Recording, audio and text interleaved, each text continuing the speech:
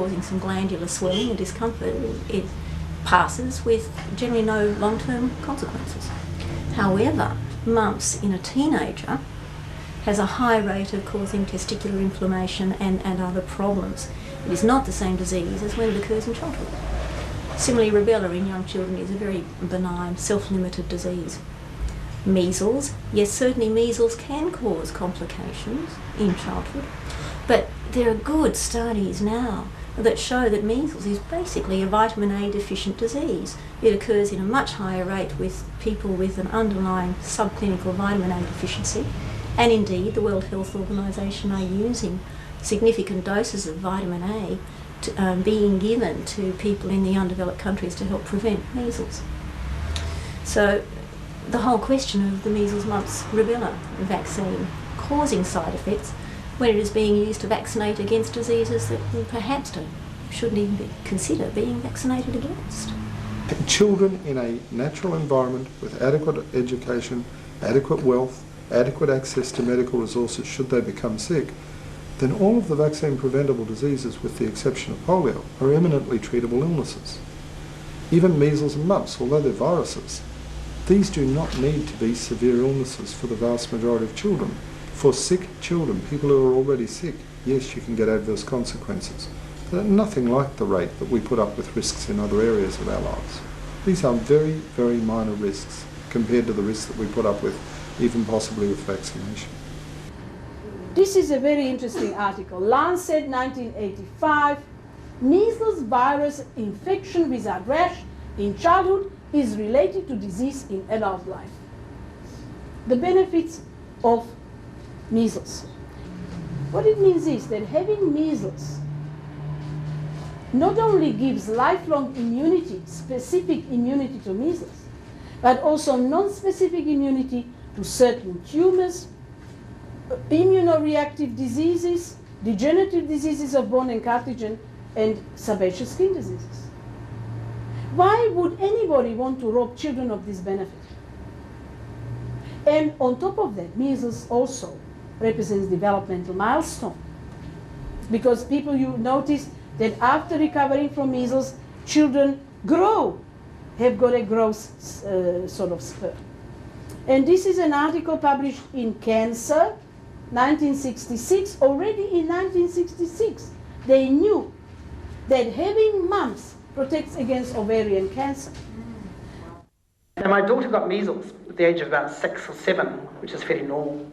And she drew a series of pictures. Now, we have a lot of interest in childhood drawings. Here is the little person here, trapped inside this red-hot house, which of course is her body, with a high fever. And she wasn't very happy at that stage. And then she went through another phase, and the sun started coming out a little bit. And she drew this sort of picture. We see the house is still red, but the flowers are out. Things are getting better. And then suddenly she drew this picture, which intrigued us. And it was a very dreamy child, these lovely dreamy children. But suddenly she drew a picture at the end of her measles illness, which showed an amazing amount of detail. As you see, there's tiles on the roof, there's a clothesline, there's palings on the fence, there's birds, there's lots of detail. And we had the very strong feeling that this illness had actually helped wake her up to the world. And I give a lot of talks to parents, and I always ask this question: do you see your child making any developmental steps through the illness they've gone through, especially in illness with a fever and a rash? And I think many people who've got away from the antibiotic suppressing type philosophy with antibiotic paracetamol are actually now acknowledging this, that we actually see children going through a growth spurt in terms of development.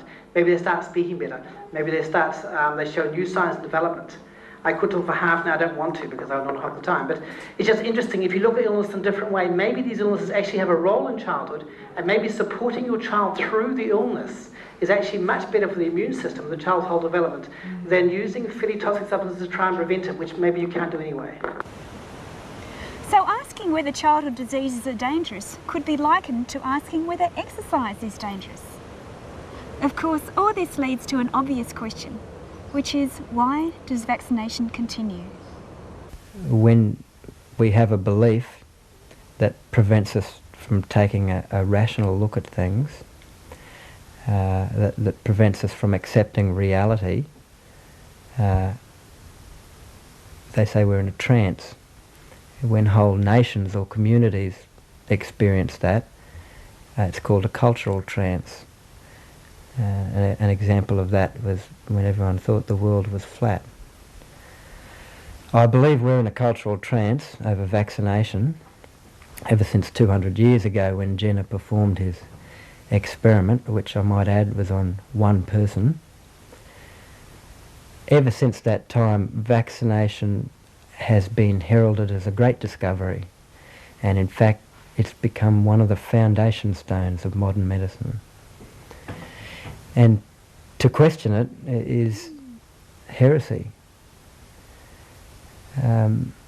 Vaccination is considered to be so great and so wonderful, it's been promoted for the entire 200 years as a safe and effective procedure. Governments can hardly go back on that now. So how do people go about preventing the information from reaching people? That's a very complex question, but I believe it's mainly ignorance. Most health experts just don't know all of this information. In fact, they know very little of it because they very rarely read their own professional journals. Most of them are so busy, and there's so many professional journals around. People don't like to accept responsibility for their own health. So it's easier to allow the doctors to do something to them to keep their health. Secondly, immunisation information comes mainly from the drug companies and from the researchers that they pay. So all the information comes from the source. There are very few real independent researchers.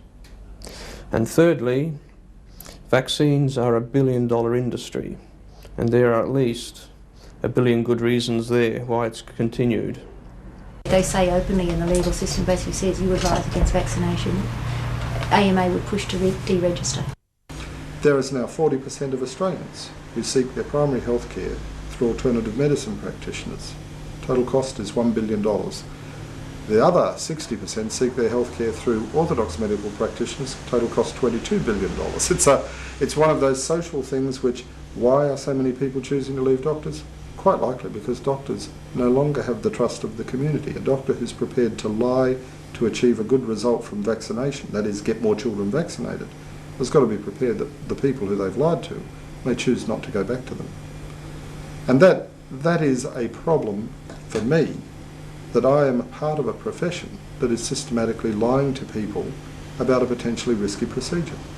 I don't see that that's in any way able to be answered by it, but it's for the good of the community.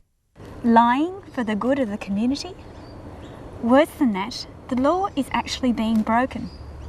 In 1992, the High Court of Australia ruled that doctors have a legal duty of care to warn of all side effects of a material nature of all procedures from the perspective of the patient, and even if the patient does not ask.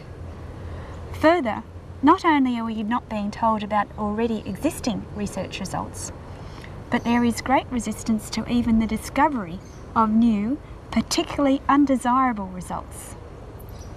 We've got John Martin in America, who has studied the stealth virus. And the stealth virus is an altered cytomegalovirus. Where did he find it? In vaccines. Now he is relating that to human illness called cytopathic non-pathogenic. The virus has been altered in a way which does not allow the immune system to eliminate it, but where it can still damage cells. Talked here a couple of years ago. When he related this back to a vaccination, he lost his tenure at the University of Southern California. He is then excluded from the process of academics, not because his research was good or bad. He is a meticulous, careful, well-respected and well-published researcher. But when he touched this issue, he became a persona non grata. Now, we must remember that vaccination can have various uses, but is our health one of them? And President Ford was going to vaccinate the entire population of America, every man, woman and child, black, white and brindle, against a particular type of flu called swine flu, because he'd been advised that there was going to be a huge epidemic that would kill thousands of people. Now I spoke out against it. The newspapers got hold of it, and eventually I appeared on Kathy Crosby's television program, and I specifically said that many people would drop dead after receiving